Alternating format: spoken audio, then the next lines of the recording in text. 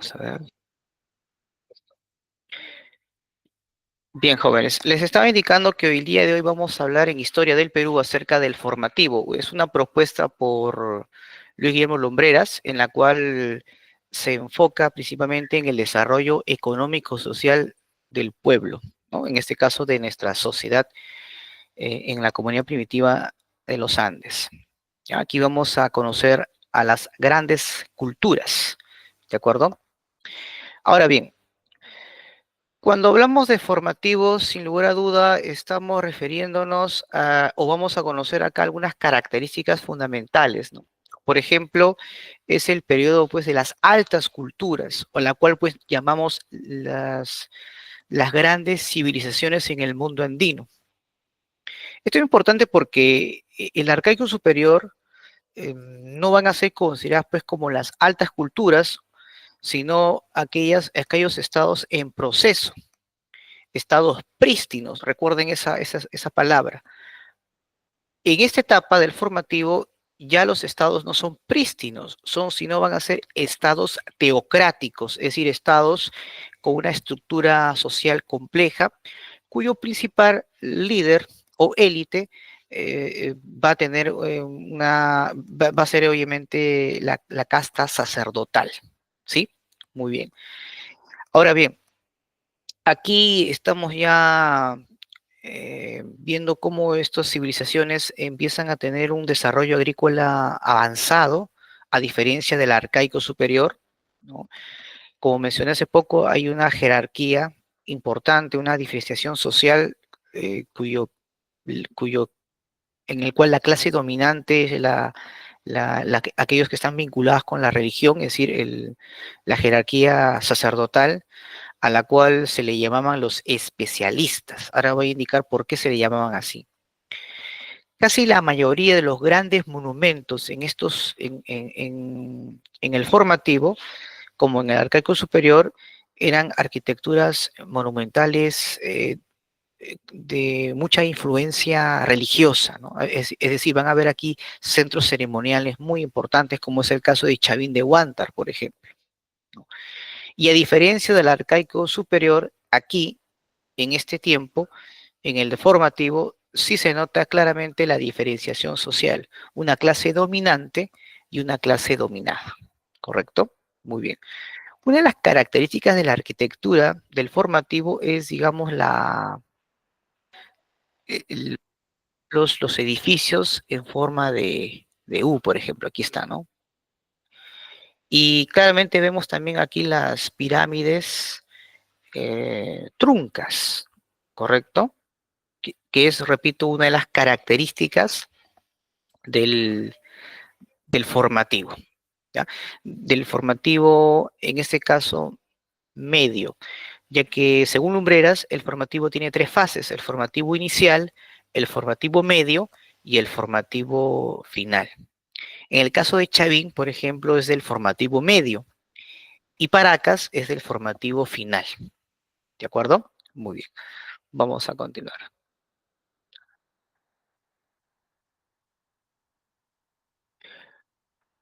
Algo también interesante que vamos a ver a inicios del formativo es sin duda la aparición, ¿no? de la cerámica, ¿correcto?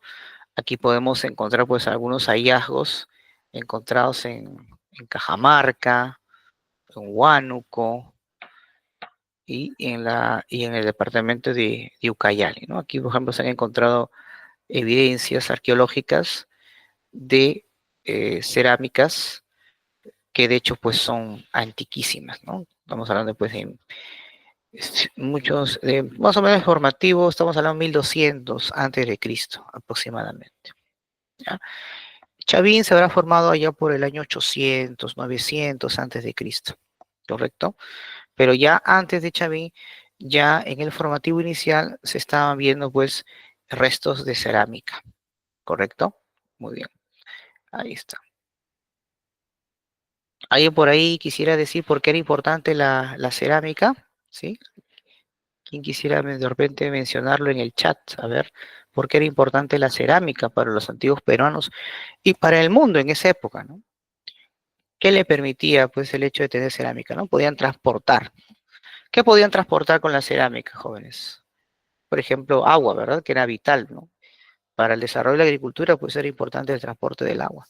Con el paso del tiempo, debido al perfeccionamiento de la cerámica, esto ya lo utilizaron como un medio de comercio a través del trueque, ¿no? Comercializaron el tema, o en este caso la cerámica. Bien, aquí están las fases o las etapas que les había mencionado acerca del formativo. Formativo inicial o formativo inferior, formativo medio, formativo superior o final. El formativo interior, pues más o menos data de 1800 a 1200 antes de nuestra era. El formativo medio, 1200 al 400 antes de nuestra era, más o menos tiempos donde surge la cultura chavín. Y el formativo superior entre el 400, ¿no? Y el 200, ¿no? Antes de nuestra era. Estamos hablando, pues, en este caso de la cultura Paracas. Ya está. Muy bien. Esas son las fases o las etapas del formativo. El formativo inicial. Vamos a ver acá algunas características de esta etapa o fase. Entre las más importantes, sin duda, está Sechín y Garagay. Ahora, la gran diferencia entre el formativo inicial y medio, por ejemplo, es en cuanto al tipo de estado o alcance que van a tener. Mientras que en Chavín, por ejemplo, es un estado teocrático expansionista, es decir, que va a abarcar o va a tener una gran influencia más allá de su zona original, por eso que yo rodeaba horizonte a estas culturas. En el formativo inicial son estados teocráticos pero locales, como es el caso de Sechín o Garagay, por ejemplo. Pero también existen otros asentamientos del formativo inicial, encontrados, por ejemplo, en el departamento de Lambayeque, como es el Chongoyape, en Ayacucho, Chupas, Cunturhuasi, en Cajamarca, o Pacopampa, también en ese lugar. Características del formativo inicial. Bueno, ahí podemos ver pues que eran centros ceremoniales, gobiernos teocráticos, pero locales, como les acabo de mencionar. Hay un importante avance de las artesanías, de la actividad hidráulica, y su principal actividad pues, era la agricultura, ¿cierto? Aquí podemos encontrar elementos, evidencias del desarrollo de la cerámica, por ejemplo. ¿De acuerdo? Muy bien. Y también ya practicaban lo que es la orfebrería, como ustedes pueden ver aquí, por ejemplo, ¿no? Aquí vemos una, una característica fundamental de estos pueblos. Ahora, sin duda, el más conocido, el más famoso, es la que halló Julio César Tello, ¿no? En la cultura chavín. Era para muchos una cultura gran expansión. Si bien es cierto, se desarrolla aquí en el Callejón de Conchucos, en la región o departamento de Ancash, que va a abarcar pues un gran sector, tanto de la parte costera y andina de lo que fue en su momento del Perú, ahí está. Aquí era una cultura o un estado teocrático, como mencioné hace poco, en expansión. Y su templo más importante es sin duda la que está ubicada en Huaraz, en el Callejón de Conchucos, justamente, lo que es el templo de Chavín de Huántar, ¿no? Que se va a convertir pues en un centro religioso importante en el mundo andino donde todo el mundo va a ir a peregrinar. Si queremos hacer una analogía, es como, por ejemplo, para los católicos, ¿cuál es el lugar más importante de esta religión? El símbolo del poder de la Iglesia Católica lo encontramos en Roma, ¿no? El Vaticano, por ejemplo. Claro, entonces todo mundo, todas las personas iban a dar sus ofrendas a la cultura chavín. ¿De acuerdo? Ahora muchos dirán, profesor, ¿y por qué Chavín fue un centro importante, un centro religioso fundamental para los antiguos peruanos? Ahora vamos a ver a continuación para que tengamos una idea de la importancia justamente de la cultura chavín para el pueblo de esos tiempos.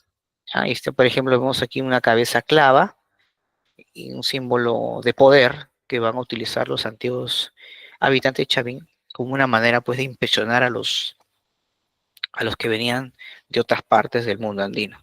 ¿Ya? Muy bien, vamos a ver acá. Aquí, por ejemplo, quiero que observen muy bien la figura de este personaje, que es un sumo sacerdote, y vemos acá una escultura, ¿no? Esto nos demuestra pues la importancia de la religión como una forma de dominio o control social por parte de las élites de Chavín. Importante, ¿ah? No olviden eso, ¿sí? Vayan analizando la relación entre este personaje con esta importante figura. ¿Ah? Muy bien, vamos a ver aquí. Ya está. Bueno, Julio César Tello consideraba que Chavín era la cultura madre, es decir, que a partir de ahí otras culturas van a ir formándose. Hoy en día esta forma de entender como Chavín cultura matriz o cultura madre está descartada, ¿no? Más bien se sabe que Chavín fue una síntesis de elementos culturales importantes que vienen desde el arcaico superior y del formativo inicial, ¿correcto? Eh, Pello obviamente nunca había logrado, no logró realizar investigaciones más profundas. Además hay que recordar pues que Tello no era arqueólogo de profesión, era médico, ¿no? Pero pese a ello logró tener un gran aporte en la arqueología peruana. Tanto es así que es considerado como el padre de la arqueología, ¿no? En el Perú. ¿Dónde está ubicada exactamente Chavín? Bueno, está pues en el callejón de Conchucos, ¿no? A la orilla del río Moshna, en, entre el río Moshna y Huachesca, ¿no? En el departamento de Ancash, ¿no? Y su influencia, Chavín, en otras partes fue principalmente religioso. No fue militar, sino su influencia mayormente fue religiosa. Por eso que yo le mencioné pues que el dominio o el control que Chavín tenía sobre el resto de la gente era a través de la religión. ¿Sí? Muy bien. Ahí está, digamos, esa es la zona pues de expansión de Chavín, ¿no? En su máximo apogeo. Ahí está, ¿no?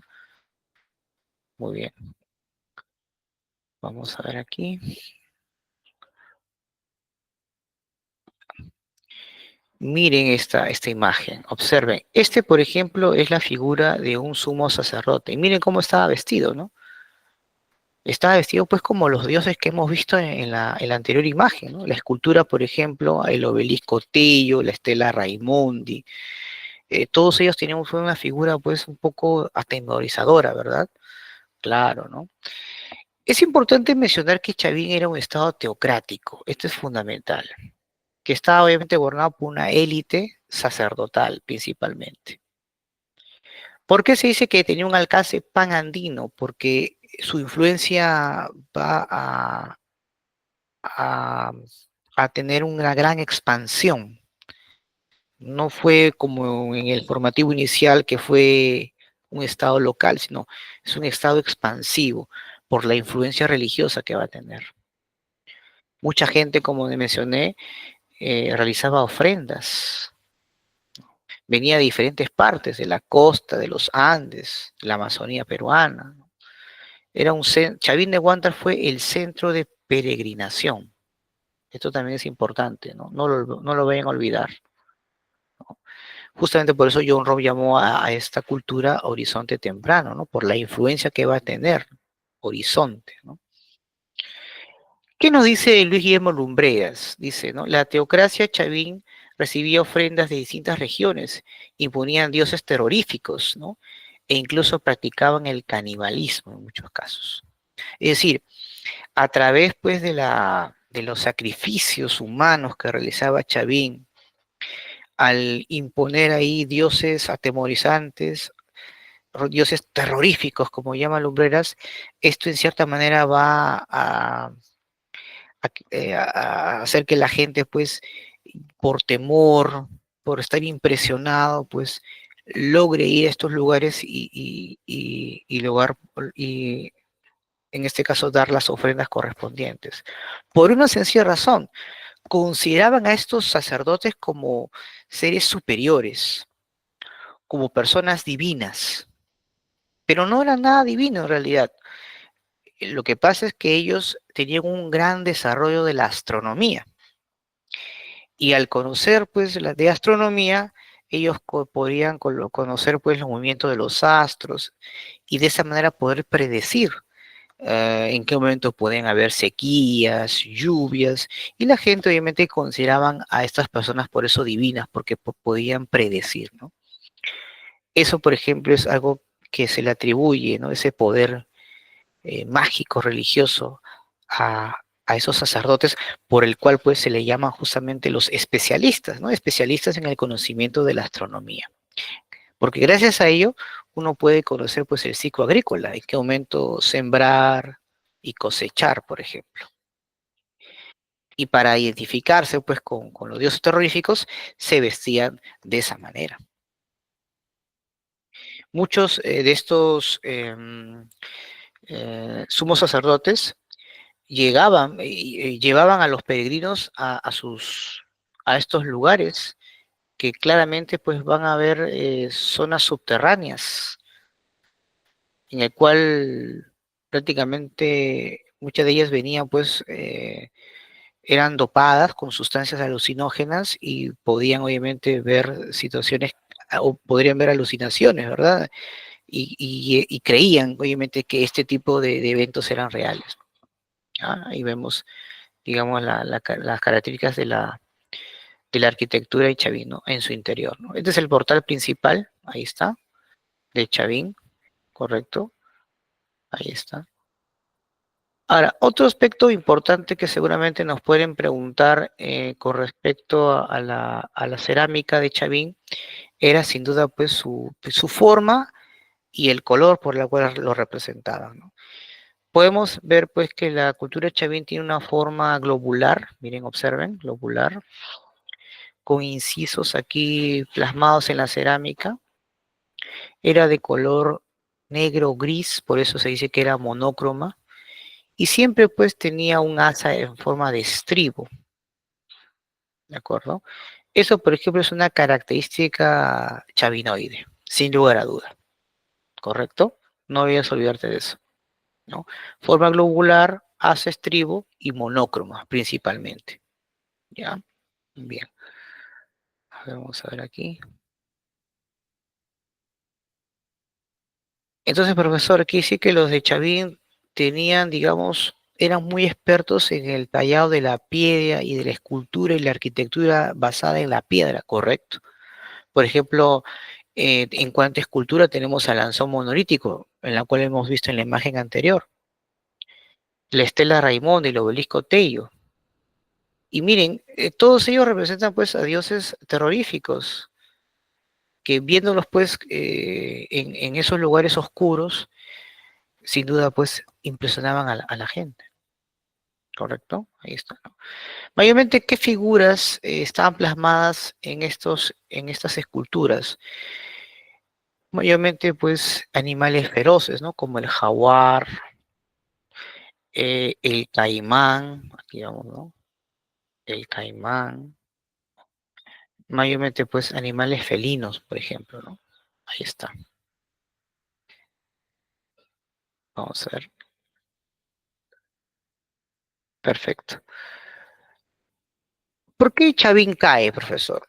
Bueno, ya la gente dejó de peregrinar, conocían, digamos, las características de los especialistas, es decir, la población o la élite locales sabían cuál era la estrategia de los chavinoides, por ejemplo, en cuanto a la atracción de gente, y bueno, poco a poco dejaron de hacerlo, ¿no? De ir a peregrinar y más bien empezaron a tener pues sus propias eh, peregrinaciones, pero en el ámbito local, ¿no?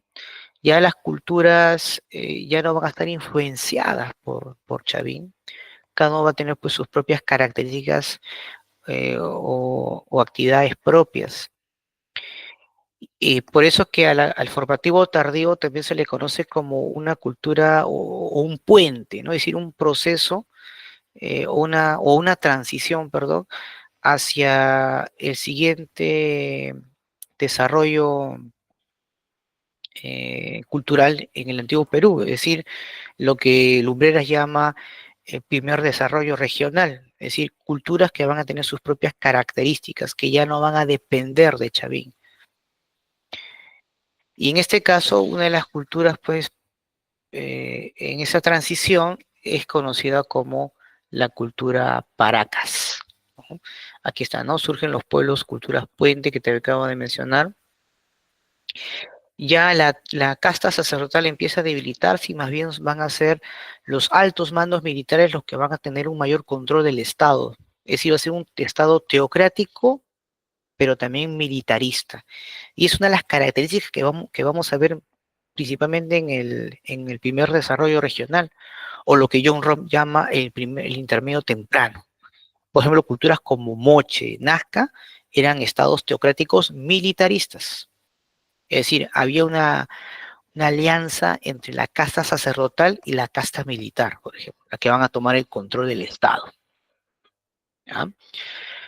Principales culturas, aparte de Paracas, en este formativo tardío, está pues la cultura Vicus, la cultura Pucará y la cultura Virú, por ejemplo.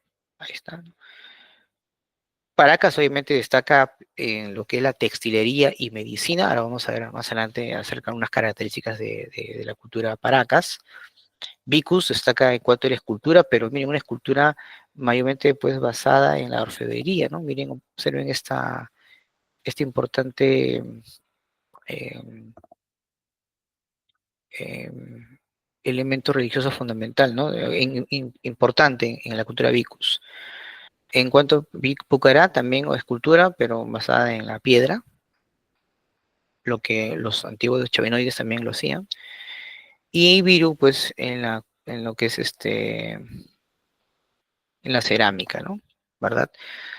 Bien, entonces ahí vamos a ver acá algunas características de estas culturas en el formativo tardío o formativo final. Vamos a ver aquí. Ya. Bueno, de todas ellas vamos a enfocarnos en la cultura Paracas. Observen esta imagen, este es un fardo funerario y dentro de este fardo está obviamente una momia, pero observen por favor la, este manto, ¿no? Con detallados colores, imágenes.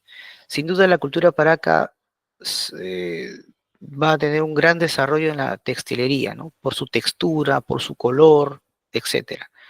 Si Chavín eran expertos en la litoescultura, en el tallado de la piedra, Paracas pues va a ser experto en el arte en el arte textil. Pero también Paracas pasó por un proceso, ¿no? Vamos a ver acá. Paracas, por ejemplo, tiene dos fases, ¿ya? La fase Paracas Cavernas y la fase Paracas Necrópolis.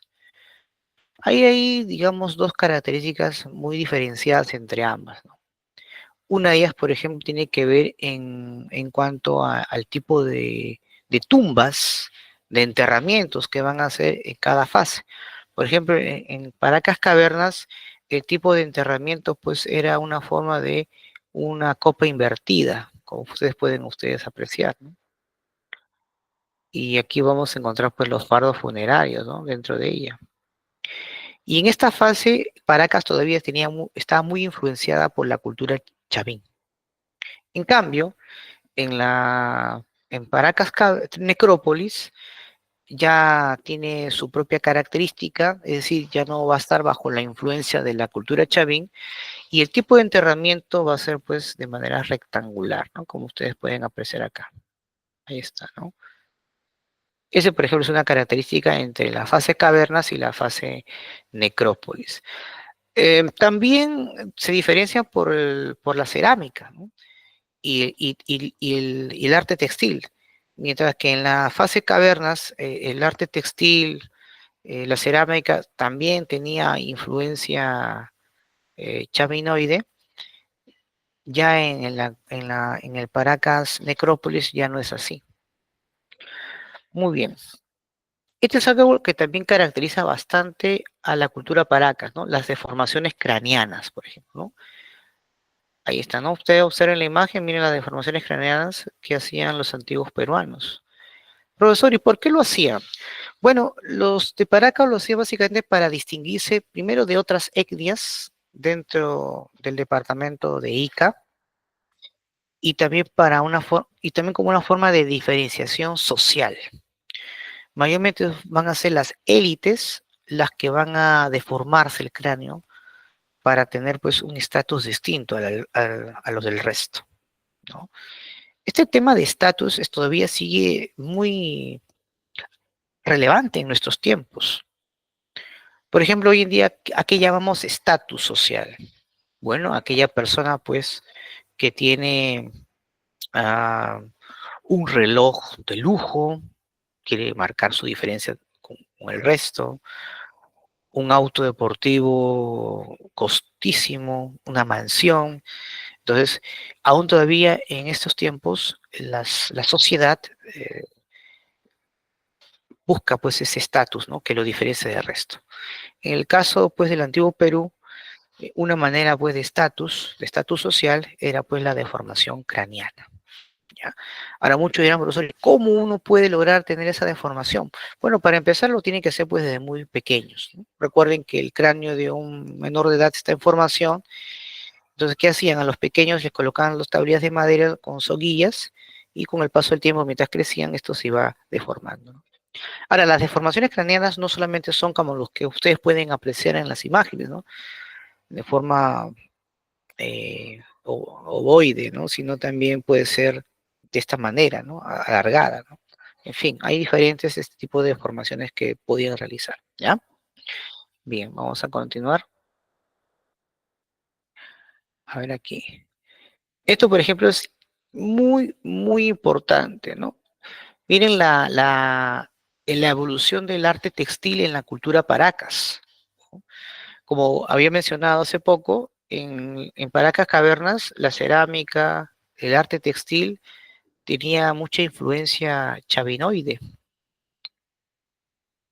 Por ejemplo, los Paracas de Cavernas utilizaban la técnica llamada post-cocción, es decir, realizo la cerámica, espero que se seque y luego la pinto. La textilería puede ser de regular calidad, no era muy detallada. mm, Utiliza mayormente pues lana, algodón, pero no con un estilo ni con una finura como luego lo van a tener en la fase necrópolis. Por ejemplo, en Paracas Necrópolis la cerámica ya es más propia, sin la influencia chavín, autónoma, y utilizaban la técnica de precocción, ¿no? Hago la cerámica y antes que se seque o llevarlo al horno, pues la pinto y una vez pintada, pues la mando a secar o lo llevo al horno para que se impregne la pintura con la cerámica, por la cual permite pues una mayor duración, ¿no? La técnica de precocción. Si en Paracas Cavernas los motivos eran mayormente zoomorfos, felínicos, inspiradas en Chavín, aquí van a ser pues motivos mayormente antropomorfos, es decir, forma de seres humanos, como la que podemos encontrar aquí. Y aquí pues utilizaban algodón, cabellos humanos, lana y con colores muy variados. Por ejemplo, esta parece la imagen de un ser que vuela, ¿sí o no? Ahí está, ¿no? Ahí está, ¿no? Claro. Y esto lo vamos a ver con mayor énfasis cuando nos toque hablar sobre Nazca, por ejemplo. Ya que hay que recordar que una de las razones por la cual la cultura Nazca realizan estas líneas o estos geoglifos en diferentes partes de lo que es Palpa, en Ica, tiene que ver pues en honor a este dios. que es el único que puede verle de los cielos, ¿no? Las líneas de Nazca. Y esta imagen representa justamente esta deidad, a la cual pues llamaremos, cuando nos toque hablar sobre la cultura Nazca, el dios Con, ¿de acuerdo? Muy bien, vamos a continuar aquí. Aquí vemos otro ejemplo de la calidad del arte textil, ¿no? De la cultura Paracas. A pesar que tiene miles de años, sus figuras geométricas y el color sigue siendo, no ha sufrido grandes variaciones. Profesor, ¿y qué utilizan para poder tener estos colores que se impregnan y duran miles de años? Bueno, una de ellas pues es la cochinilla, ¿no? Utilizaban mucho la cochinilla o algunos elementos mayormente vegetales y minerales, ¿no? Lapislázuli, por ejemplo. Pero la cochinilla fue sin duda un elemento importante para darle color a la textilería del antiguo Perú. Ahí está, muy bien. Aquí también tenemos ahora las trepanaciones craneanas. Mucho eran, profesor. ¿Y por qué se hacían estas trepanaciones? ¿Cuál era la razón, la motivación? Bueno, hay que recordar pues que en Paracas, como muchos pueblos del intermedio temprano, eran pueblos guerreros, militaristas. Entonces, las guerras, las peleas eran comunes. Entonces, muchos de estos guerreros eran heridos en ese enfrentamiento y habían pues que hacer este tipo de cirugía, ¿no? Porque a veces tenían el cráneo roto producto de un golpe con la piedra, entonces había que actuar. Ahora, lo increíble es que pese al, a la tecnología que utilizaban, que era muy precaria, porque, por ejemplo, ellos para hacer estos cortes utilizaban cuchillo de piedra volcánica, ¿no? La llamada obsidiana, ¿no? Y quien hacía pues esa cirugía, por así decirlo, no era un médico, pues especialista, no era un cirujano propiamente, ¿no? Era un curandero, un chamán que tenía cierto conocimiento, ni siquiera había anestesia, ¿no? Utilizaban pues otros insumos, hoja de coca, en fin, para poder disminuir el dolor al momento de hacer este tipo de cortes, ¿no? En fin, pero pese a esa situación, muchas personas que se realizaban este tipo de, de cirugía, por así decirlo, sobrevivían. Así que eso es increíble, ¿no? Cómo pese a esa situación la gente sobrevivía a ese tipo de intervención quirúrgica, si queremos llamarlo así. Ahora, algo que también seguramente muchos se preguntarán, ¿alguna otra razón por la cual se hacían este tipo de incisiones? Bueno, posiblemente porque tal vez habría un tipo de enfermedad que ellos desconocían y consideraban que la única manera para poder aliviar esa enfermedad era hacer ese tipo de operación. Hay un libro muy importante de medicina en el antiguo Perú, me parece escrita por un autor llamado Uriel García, me parece. Creo que es ¿qué profesión este? Es un médico forense, me parece, ¿no? Y él mencionaba que posiblemente, pues tal vez mucha gente tenía algún tipo de anomalía en el cerebro, ¿no? Una epilepsia, por ejemplo, ¿no? Entonces los antiguos paracas, al no conocer bien esta enfermedad, pues utilizaban este tipo de intervención para poder aliviar algún mal que ellos consideraban que posiblemente sea en el cerebro lo que originaba esta afectación, esta enfermedad. Bueno, en fin. Pero obviamente, así como hay gente que sobrevivía a este tipo de intervención, hay gente que también fallecía, ¿no? Eso también hay que tomar siempre en cuenta eso. Bien, vamos a continuar. Y para finalizar aquí, por ejemplo, encontramos pues a la cultura vicus. Es muy importante, ¿no? Vicus, que está también en la costa norte, que también va a tener pues sin duda un importante alcance o un desarrollo en cuanto a la orfebrería, que luego pues los moche van a perfeccionar. También utilizaban pues sus enterramientos, pero esta vez en una forma de bota, como ustedes pueden apreciar aquí. ¿De acuerdo? Bien. Esto es con respecto a lo que es la, el formativo, ¿ya, chicos? El formativo del antiguo Perú. ¿Alguna pregunta de repente, chicos, que quieran hacer antes de desarrollar las preguntas de este tema? ¿Alguna inquietud, alguna duda que de repente tengan en mente o quieran hacerla? Pueden hacerla por el chat si desean. Mientras voy buscando la información aquí en la computadora. A ver, de repente por ahí alguna duda. Pueden escribir si desean por el chat, ¿ya? Vamos entonces a resolver las preguntas que están aquí. Un ratito estoy cargando el material, que también ya los compartí en el grupo.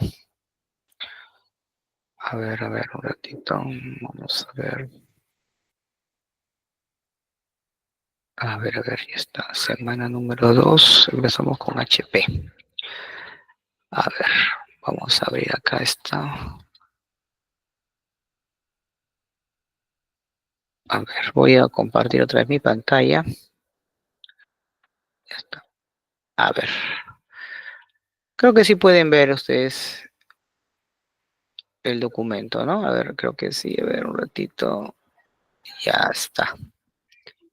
Listo, muy bien. Vamos con la pregunta número 1, ¿ya, chicos? A ver, anótenlo ahí la primera pregunta. Dice, voy a aumentar un poco el texto, el volumen, bueno, en este caso el tamaño del texto. Dice, creo que así se puede apreciar bien. Ya está, muy bien. Dice, indique cuál de los siguientes enunciados describe mejor el periodo formativo desarrollado en el antiguo Perú. Es una etapa de grandes expresiones artísticas regionales. Bueno, no, hemos dicho que en el formativo no hay culturas regionales, hay una cultura que va a influenciar a otras, ¿no? Así que la ha descartada. Hay una integración política en la costa, sierra y selva. Bueno, para empezar, no debemos describir esto costa, sierra y selva. Es una forma muy simple de describir nuestras regiones, ¿no? Debería en todo caso decir costa, Andes y Amazonía. Tampoco esa es la respuesta. La integración mayormente fue religiosa, no política ni militar. Pero sí podemos decir, ¿no? Que, bueno, ahí dice la última, bueno, si hubiera sido síntesis cultural andina, sobre todo en el formativo medio, esto sería la respuesta. Pero acá habla del formativo en general y dice la última, y no fue la última, ¿no? Pero sí nos diría, o sí, la respuesta sería pues que hay un surgimiento de la alta cultura andina. Esto, por ejemplo, es la respuesta. ¿Ya?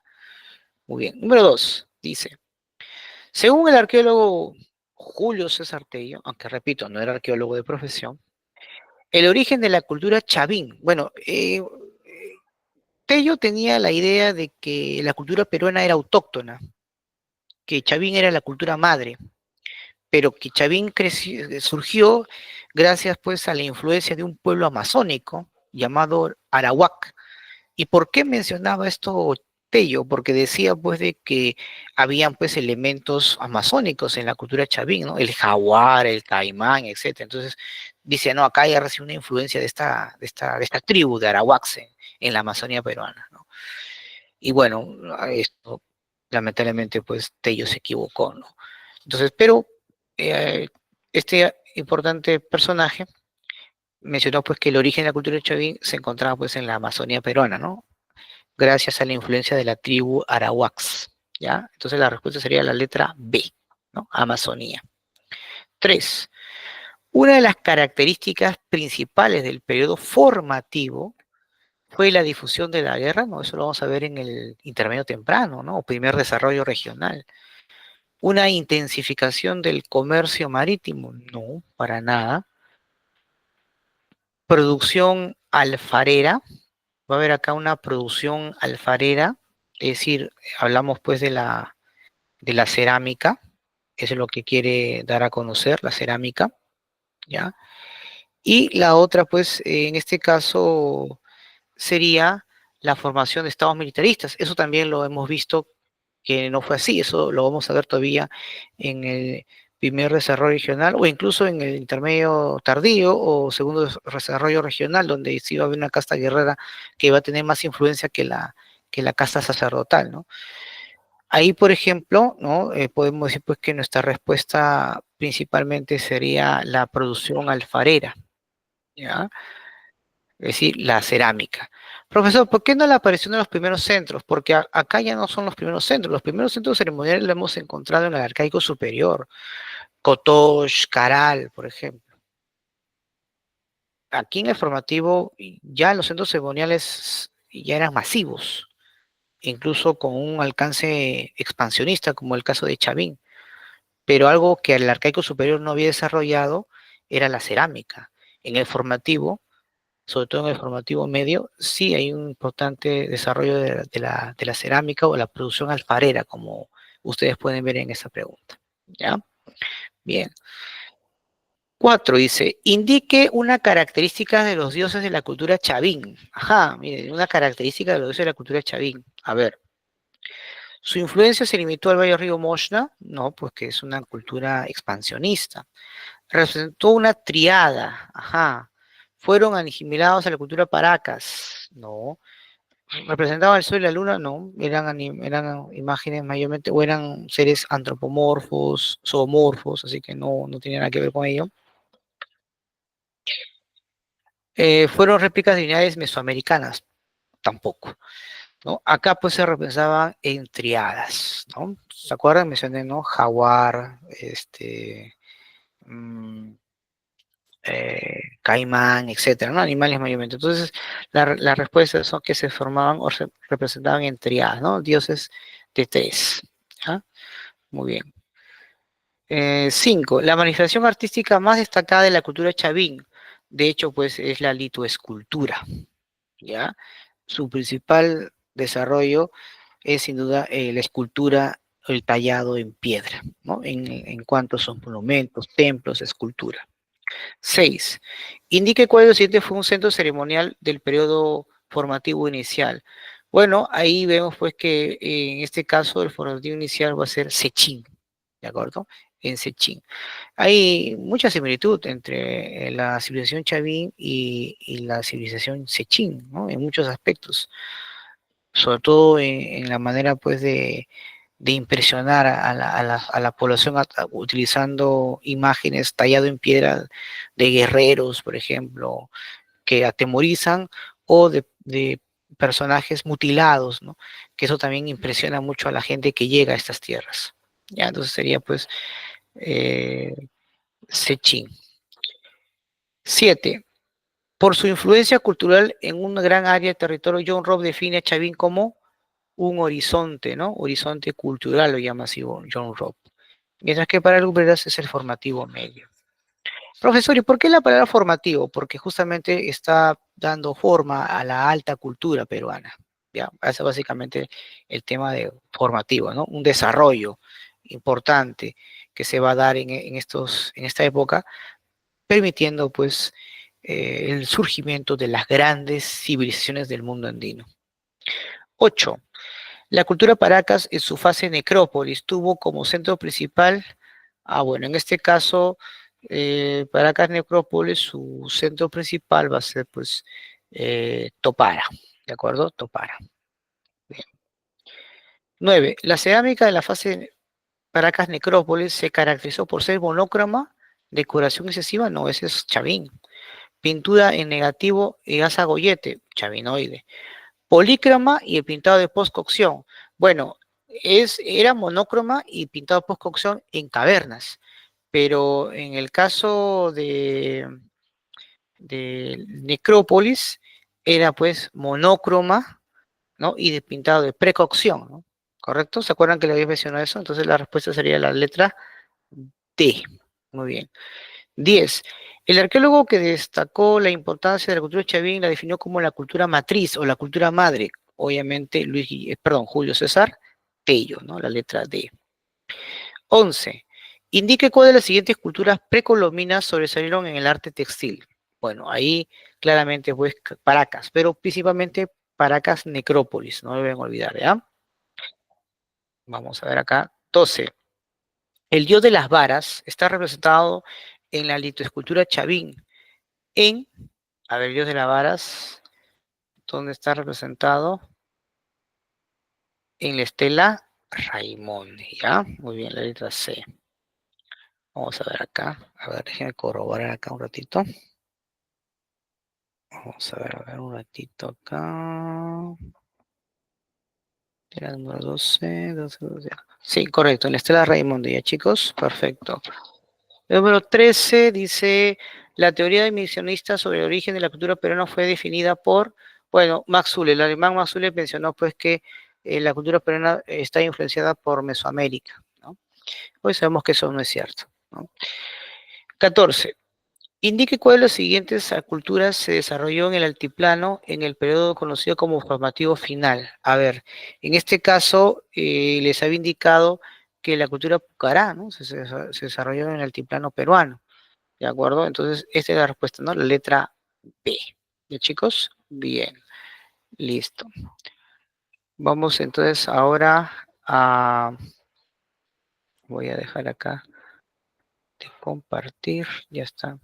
Vamos ahora a hablar acerca, voy a compartir esta parte, de la comunidad primitiva en el mundo. ¿Ya? Vamos a hablar sobre la antropogénesis y la comunidad primitiva. Ahí está. A ver, es decir, vamos a hablar un poco acerca de la evolución del hombre, ¿ya? Vamos a hablar de la evolución del hombre. Muy bien. A ver, esta palabra es muy importante, ¿no? ¿A qué llamamos nosotros antropogénesis? Esto es importante eh, mencionar, ¿no? ¿A qué nosotros llamamos antropogénesis? Bueno, a ver, les voy a, les voy a explicar. Se llama pues antropogénesis pues sin duda a la explicación científica, ¿no? Que permite o darnos a conocer acerca del origen, ¿no? Y la evolución del hombre, ¿no? Esa es la explicación científica. Es decir, la antropogénesis es la que ayuda a explicar científicamente el origen y la evolución del hombre. ¿De acuerdo? Obviamente, la antropogénesis lo que busca o lo que trata de explicar es que el origen del hombre se da pues a través de cambios graduales, eh, tanto en el aspecto físico, mental del ser humano, ¿no? Para ello, pues en este caso, una de las maneras o este proceso en el cual permitió el origen del hombre, lo conocemos como hominización, ya que ahora lo vamos a ver. Justamente vamos a colocar acá esta parte. A ver, voy a hacer esto, disculpen. Vamos a hablar sobre, ahí está, ¿no? Quiero que ustedes aquí puedan leerlo, lo que es el concepto de la antropogénesis, ¿no? Que les había mencionado. Voy a aumentar un poquito más, voy a hacer zoom, a ver, para que lo puedan ver mejor. Ahí está, listo. A ver, ya está. Quiero que por favor ahí lo lean, esto es muy importante, para que tengamos una clara idea de lo que consideramos el concepto de antropogénesis, ¿no? Porque hay que recordar pues que desde el siglo XIX habían dos corrientes muy importantes, ¿no? La corriente creacionista, liderada por la Iglesia Católica, y la otra va a ser pues la corriente evolucionista, cuyo principal promotor va a ser Charles Darwin, por ejemplo. ¿Ya? Muy bien. Vamos a continuar. Vamos a ver aquí. Justamente vamos a hablar de Darwin. A ver, vamos a hablar de Darwin. A ver, ¿quién es Charles Darwin? Vamos a ver acá. Bueno, para muchos, pues Darwin es considerado como el padre, pues, de la evolución, ¿no? Un hombre nacido en Inglaterra, cuya teoría, pues, fue muy revolucionaria para ese entonces, ¿no? Eh, ¿Qué es la teoría evolucionista propuesta por Darwin? Bueno, eh, es todo aquello busca a través de evidencias fósiles, ¿no? Y a través pues de la observación científica, ¿verdad? Que de hecho pues plantea pues que el hombre, como todos los seres vivos, ¿no? Han sufrido pues cambios a lo largo pues de millones de años, ¿no? Eso, por ejemplo, es algo que Darwin plantea. Ahora, ¿cuál iba a ser el gran aporte de Darwin? Bueno, él plantea pues que la naturaleza, ¿no? Elige pues a las especies, ¿no? Más aptas en esa lucha por la supervivencia. ¿Alguien quiere ingresar aquí? A ver, un ratito. Ya está. Y bueno, a esto pues se le conoce pues como selección natural, ¿no? ¿Ya? Selección natural. Y bueno, él desarrolló pues importantes principios, ¿no? Para poder tratar de explicar, ¿no? Acerca de la adaptación de las especies y su variabilidad, ¿no? Incluso él tiene un famoso libro, ¿no? El origen de las especies, por ejemplo. ¿Ya? ¿Qué otra cosa más podemos encontrar o podemos apreciar de Darwin? Vamos a ver acá, voy a aumentar un poquito más el PPT. Bueno, en este caso el PDF. A ver, este es importante, ¿no? La variabilidad de las especies ha ocurrido a través de millones de años. A ver, ¿qué hablamos, a qué conocemos como variabilidad? Hablamos pues de la variabilidad genética, hablamos de la variabilidad en cuanto a a la especie, porque miren, algo que se le ha atribuido a Darwin de manera eh, para difamarlo, para desacreditar sus teorías, siempre decían pues que Darwin decía pues que el hombre proviene del mono, ¿no? Eso es incorrecto, ¿no? Lo que Darwin propuso es que entre el hombre y el primate había un antepasado común. Eso, por ejemplo, lo plantea Darwin. El problema de Darwin es que él no va más allá debido pues al poco avance que había, sobre todo en el tema de la genética, por ejemplo. Solamente fue una teoría que llegó en cierta manera, a mencionar desde que existe obviamente una variabilidad y que gracias a esa variabilidad, pues las personas o los seres vivos van mutando, van transformándose, ¿no? Y también mencionaba pues, de que aquellas especies que se adaptaban podían obviamente sobrevivir y aquellas que no simplemente eran extinguidos, ¿no? Hoy en día está un poco cuestionada esta teoría, ¿no? Porque muchos científicos han demostrado que habían especies que estaban adaptadas, pero que simplemente desaparecieron, ¿no? O se extinguieron.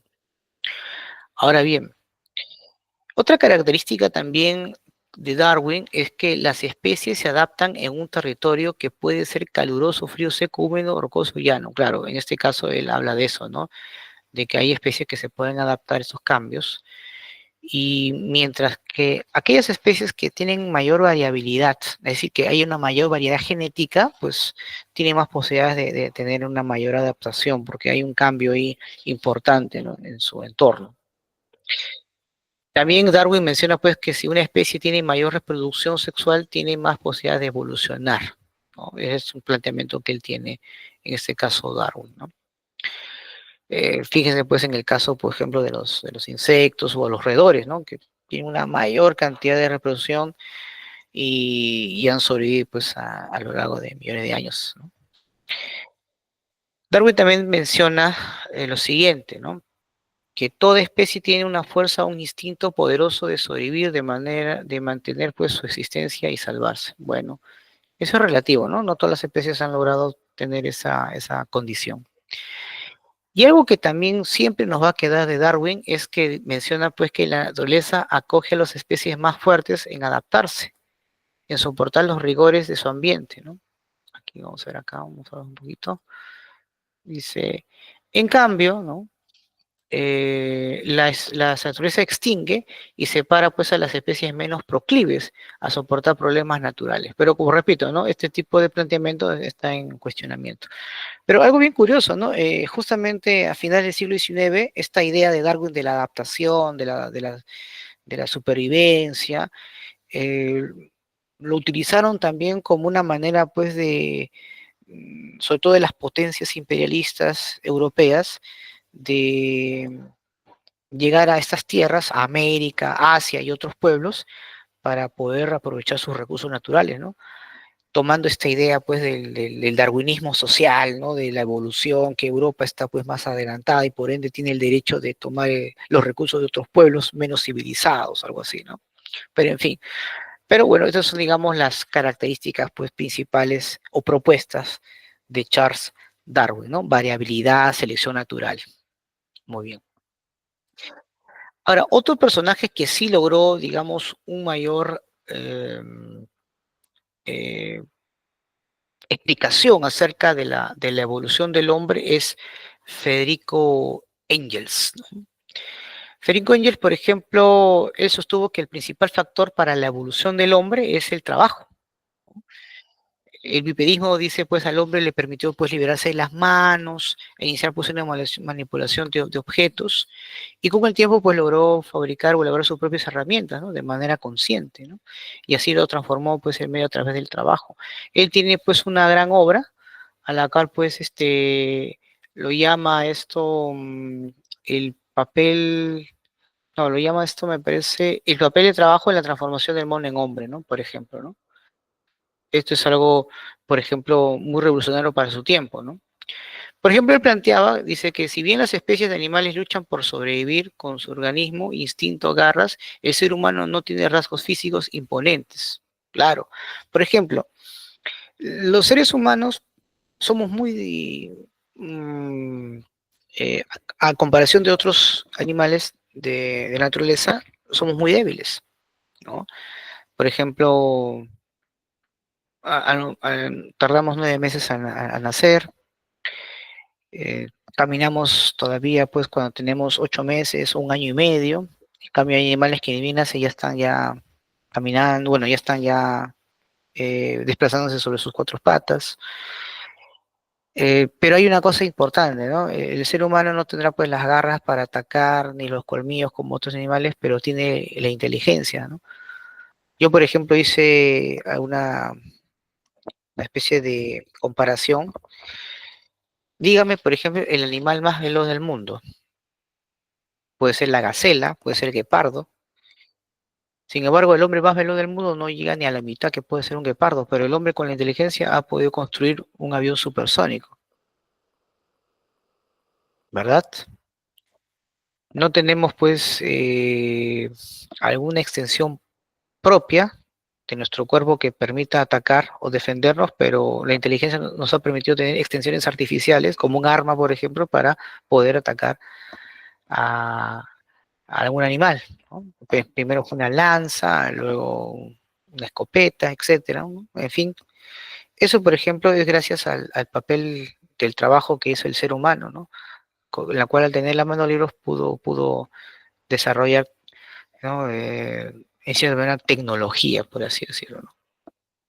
Permitiendo pues que esa creatividad aumentase la capacidad de desarrollo o el desarrollo cerebral. Dice, físicamente el ser humano es frágil, ¿no? Con visión limitada, oído débil, dedos con uñas delgadas, ¿no? El trabajo ha sido un factor fundamental en la evolución del hombre, ¿no? El trabajo se entiende como un proceso de transformación de la naturaleza. El ser humano es una especie que transmite sus conocimientos y hace técnicas, ¿no? Que en este caso, vamos a ver acá, que alteran, ¿no? Otras tecnologías, ¿no? El aspecto social, colaborativo, fue crucial para el ser humano. Claro, gracias a la interacción entre los seres humanos se pudo lograr se pudo lograr el desarrollo del lenguaje, por ejemplo, y de un pensamiento. Entonces, una de las principales características del ser humano es el pensamiento complejo. Y ese pensamiento se logra justamente en la interacción a través del trabajo colaborativo entre los seres humanos. ¿De acuerdo? Eso es fundamental, ¿no? A esto, pues, en psicología se conoce como el proceso de socialización, por ejemplo. ¿Ya?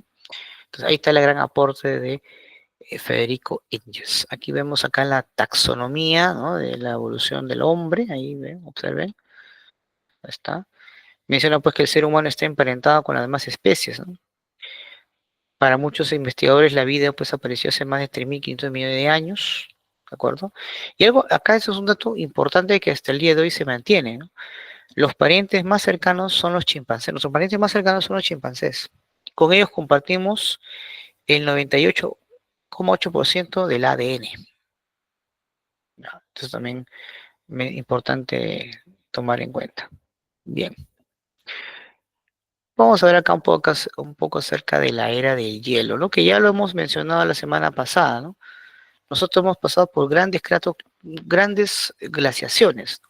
La última pues ha sido la de Wisconsin, ¿no? Que es la que permitió a finales del Pleistoceno que el hombre de otras partes de otros continentes como Asia, por ejemplo, miren a América. ¿De acuerdo? Bien.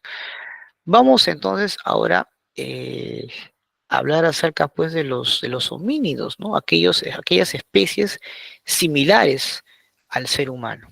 Ahora, ¿en qué se parece el Australopithecus, el Homo habilis, em, el Neanderthalensis, en el Homo sapiens, en que obviamente se desplazaban sobre sus extremidades inferiores, ¿verdad? Claro. Ahora vamos a hablar un poco acerca del proceso de hominización, ya que les había mencionado que es uno de que es el acontecimiento más importante por la cual surge el ser humano en esos tiempos. Empecemos con el Australopithecus. A ver, vamos a ver acá algunas características del Australopithecus. Dice, bueno, em, la palabra Australopithecus significa, austral significa sur, Pithecus mono antiguo, ¿no? Monos antiguos del sur. ¿Por qué? Porque sus restos se han encontrado pues en el sur de África, ¿no?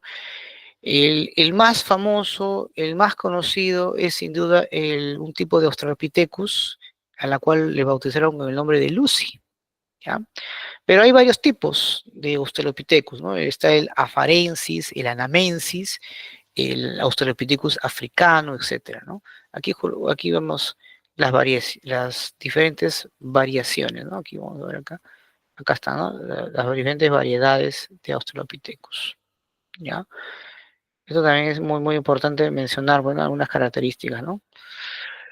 Eh, Muchos de estos Australopithecus tienen, digamos, más de 3 millones de años, ¿de acuerdo? Eh, Ellos obviamente mayormente habitaron entre la zona este y sur de África, ¿ya? Eh, no han logrado tener grandes avances tecnológicos, es decir, no fabricaban sus herramientas en base a la piedra, ¿no? Solamente comían las frutas que recogían, que estaban en el suelo. Mm, y bueno, eran bípedos, es cierto, pero no existe evidencias, como menciona ahí este PDF, que hayan logrado, pues, o hayan elaborado herramientas de piedra, ¿no? Eran seres muy básicos, por así decirlo. Ellos llegaron a habitar hace más de 3 millones de años aproximadamente, ¿no? Aquí, por ejemplo, vemos en la imagen, ¿no? De cómo ha ido evolucionando, ¿no? El Australopithecus, que luego se extinguió, apareció el Homo habilis, el Homo erectus, Neanderthalensis y el Homo sapiens, ¿ya? Vamos a ver acá. A ver, con respecto al Homo habilis, lo más destacado es que fue el primero en desarrollar o elaborar la piedra como una herramienta, ¿no? Por eso le llaman Homo habilis, ¿no? Habilidoso en el momento de tallar la piedra para utilizarla como una herramienta para poder ya sea defenderse o atacar, ¿no? En su momento. Ya, esa es, digamos, la característica más importante. En el caso del Homo erectus, sin duda lo que más destaca es que llegó a utilizar el fuego, ¿ya? Para poder defenderse de las grandes bestias o en todo caso para poder cocinar sus alimentos, por ejemplo. Eso ayudó bastante al desarrollo cerebral y físico del Homo erectus, ¿ya? Mientras que el Homo neanderthalensis, por ejemplo, se le atribuye porque fue el primero de los homínidos en tener un lenguaje articulado, un lenguaje que permitió pues comunicarse con otros de su especie.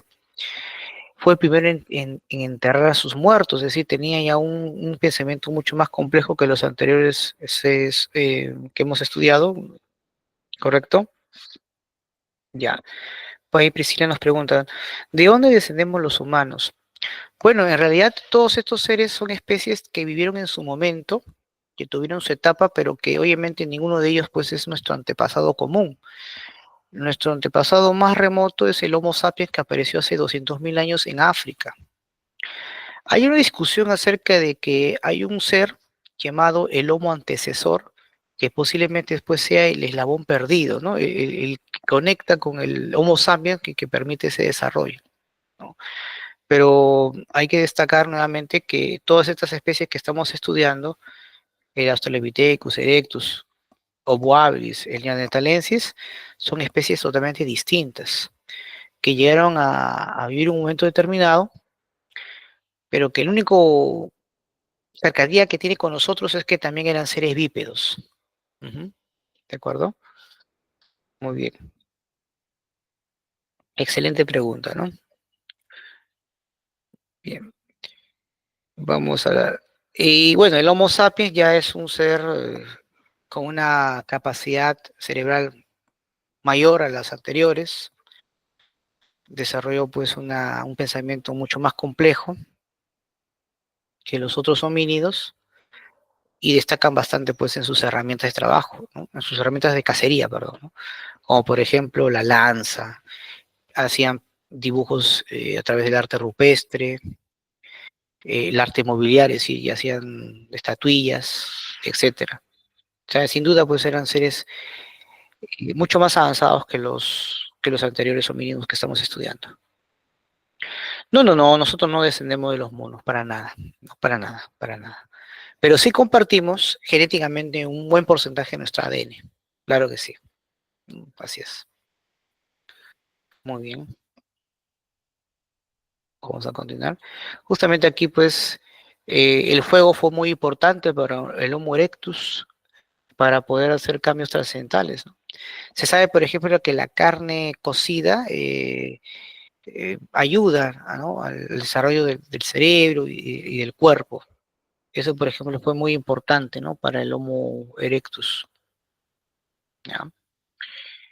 Aquí, por ejemplo, tenemos las herramientas que realizaban estos antiguos seres, estos homínidos, que obviamente utilizaban para la cacería, ¿no? Ahí está. Aquí también vemos los cráneos, miren cómo ha ido evolucionando el cráneo, ¿no? El Homo habilis, el erectus, el neanderthalensis y el Homo sapiens, ¿no? Claro, ¿no? Nuestra masa encefálica es mucho mayor que las anteriores homínidos, y eso significa que el cerebro pues ha tenido un desarrollo evolutivo impresionante y es el cerebro pues la que ha ayudado pues a una a que el ser humano pueda tener un dominio mucho más grande que la de los otros seres vivos, por ejemplo, ¿no? Es muy importante, ¿no? La masa cerebral, ¿no? ¿Cuáles son estos cambios que ha tenido el ser humano, no? Bueno, ha tenido dos tipos de cambios, cambios cuantitativos y cambios cualitativos. Por ejemplo, el bipedismo, el pulgar oponible, que es la que permite, pues, agarrar las cosas, objetos, eh, el aumento de la craneal, ¿no? Debido al crecimiento del cerebro, la masa encefálica, ¿no? Va creciendo, entonces nuestro cráneo también ha tenido que tener ese cambio, esa adaptación. En cuanto a los cambios cualitativos, el pensamiento, raciocinio, el lenguaje articulado, la conciencia, ¿no? Y la aparición pues, de los sentimientos, ¿no? De las emociones, que es lo que nos hace seres humanos, ¿verdad? Ahí está. Muy bien, ¿no? Vamos a ver acá. Vamos a hablar sobre la comunidad primitiva, propiamente dicho, ¿no? Profesor, ¿qué vendría a ser la comunidad primitiva? Bueno, es la primera etapa o modo de producción en la cual pues se inicia pues la historia de los seres humanos, en la cual pues era una vida muy complicada para ellos debido a que están en ese proceso de adaptación con la naturaleza, tenían que luchar contra ella, la primera contradicción que hay es entre el ser humano y la naturaleza, en la cual pues era una sociedad sin clases sociales, sin Estado, no había ciudades, eran sedentarios, perdón, eran nómadas, cazadores recolectores, no se dedicaban a una actividad productiva, simplemente dependían de la naturaleza, ¿no? Ahora, mayormente pues a la comunidad primitiva, desde el siglo XIX, eh, esto lo han llamado pues la prehistoria, ¿no? Y esto lo han dividido pues en paleolítico, mesolítico y neolítico, ¿no? El paleolítico pues apareció hace más de 2 millones de años y esta tiene tres fases, ¿no? Paleolítico inferior, paleolítico medio y paleolítico superior. Luego pues viene el mesolítico, es decir, que aparece hace 12.000 años aproximadamente. Es una etapa de transición, ¿no? Entre el paleolítico y el neolítico. Y por último, pues esta última etapa llamada neolítico, es decir, la manera como la gente o los pueblos de esa época empezaron a utilizar herramientas de piedra, pero mejor, más avanzadas, ¿no? Más desarrolladas, ¿no? Y se da pues hace unos 10.000 años aproximadamente, ¿no? Esas son las etapas de la prehistoria, ¿no? Muy bien. Por ejemplo, el paleolítico tiene pues algunas características que vamos hoy día a conocer, ¿no? Por ejemplo, en el aspecto económico en nuestra sociedad en ese tiempo era depredadora, dependía mucho de la naturaleza, se dedicaba pues a la recolección de frutos, cazador, recolector, ¿verdad? Era una economía pues de subsistencia, ¿no? Una economía parasitaria también se le conoce. ¿Cómo estaba formada la sociedad en ese tiempo? Estaban formadas pues en bandas, en hordas, en un grupo de individuos que iban pues juntos a ir de cacería, ¿no? Bajo el liderazgo de una persona fuerte, ¿no? El que va a tomar la iniciativa en el grupo. Mayormente estas bandas u hordas estaban emparentados de manera matrilineal, eran errantes, nómadas, ¿no? Había una escasa población, ¿no? En fin. Con respecto a su manera de entender la naturaleza, era pues un pensamiento muy básico. eh, eh, eran seres muy totémicos, es decir, panteístas, ¿no? Adoraban todos los elementos de la naturaleza, ¿no?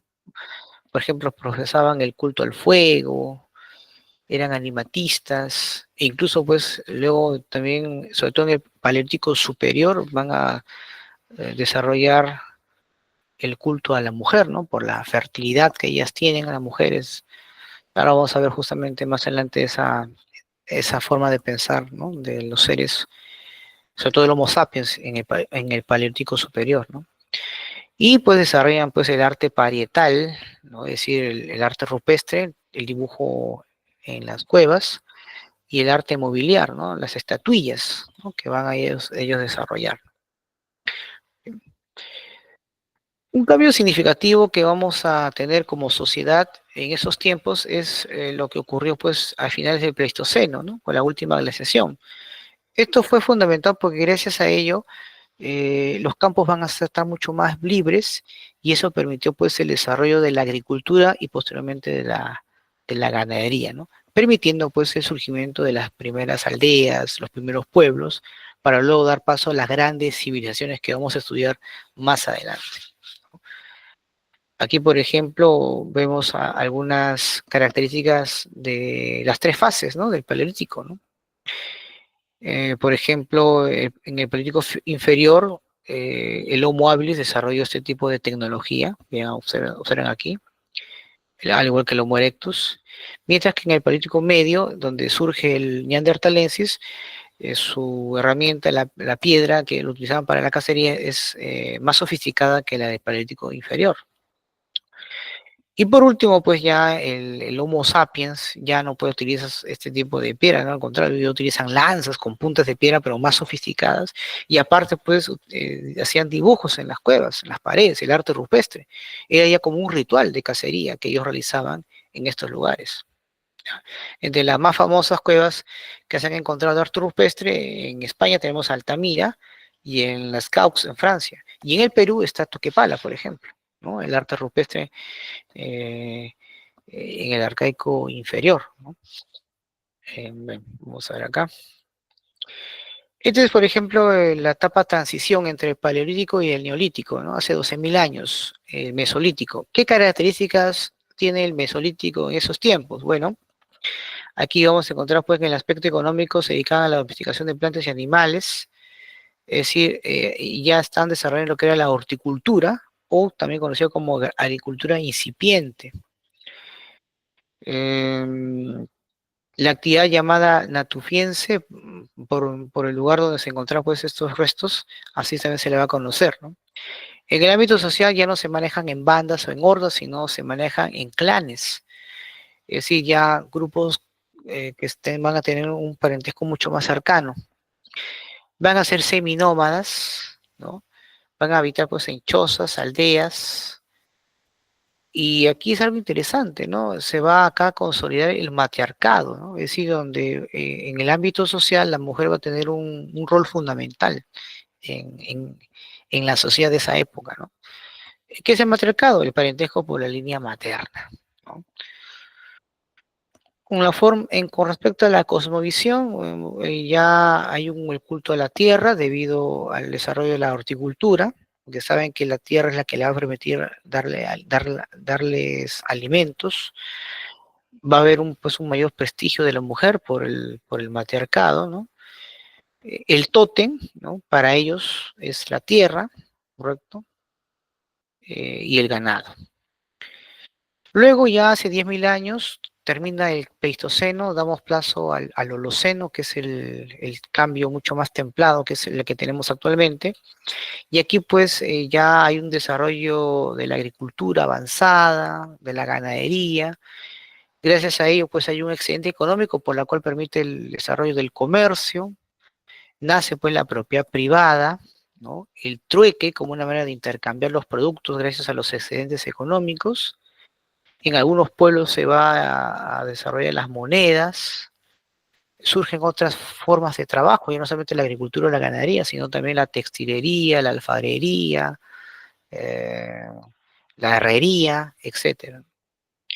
En cuanto a la sociedad, como consecuencia pues, de la propia privada, el matriarcado va a ser sustituido por el patriarcado, donde ahora pues, va a haber una supremacía por parte del varón en la familia, ¿no? Van a empezar pues, a haber normas, ¿no? Surge pues el matrimonio como una manera pues de asegurarse pues la legitimidad, ¿no? De la descendencia por parte de la familia del hombre, ¿no? Ya no están organizadas en clanes, sino en tribus. Hay una nueva división de clases sociales, ¿no? Una clase que tiene propiedades, tierras, y otras que no las tienen, pero que van a tener que trabajar para sobrevivir. Es donde pues ya empezamos a ver los primeros rasgos de esclavismo.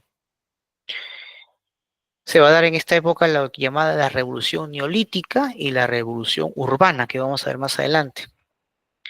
¿Y cuál es la cosmovisión de los pueblos del neolítico, ¿no? Van a empezar pues a surgir las dogmas, autoridades religiosas, ritos, ¿no? En construcciones de grandes monumentos megalíticos. Aquí, por ejemplo, vemos acá algunos centros importantes del desarrollo de la agricultura, por la cual pues, surgen las grandes civilizaciones. Es decir, el origen de la civilización se debe principalmente al desarrollo de la agricultura y la ganadería. Por ejemplo, en Europa, tenemos, por ejemplo, en el cercano Oriente, ¿no? Eh, Egipto, Mesopotamia, en la antigua India, China. En América tenemos pues las culturas de Mesoamérica y los Andes centrales, ¿no? Esos son los 5 focos de grandes civilizaciones de la antigüedad, ¿ya? Muy bien, vamos a ver aquí. Ahí está, ¿no? La llamada revolución urbana. Son pues los grandes cambios, ¿no? Que permitió pues que exista una vida productiva basada en la agricultura y otras actividades, una vida sedentaria, trabajos especializados, de acuerdo a la actividad en la cual se van a desarrollar los pueblos, un comercio intenso, y por la cual pues va a permitir pues una gran transformación social, ¿no? Y arquitectónica.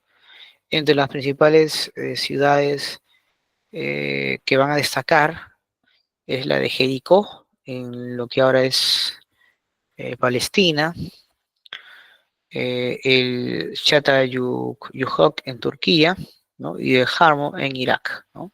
De todas ellas, la más famosa es la de Çatalhöyük, ¿no? En Turquía, ¿correcto? Ahí está. Muy bien. Vamos entonces a ver, vamos a dejar de compartir. ¿Alguna pregunta aquí, chicos? Vamos a ver. Vamos a desarrollar las preguntas de historia universal, ¿ya?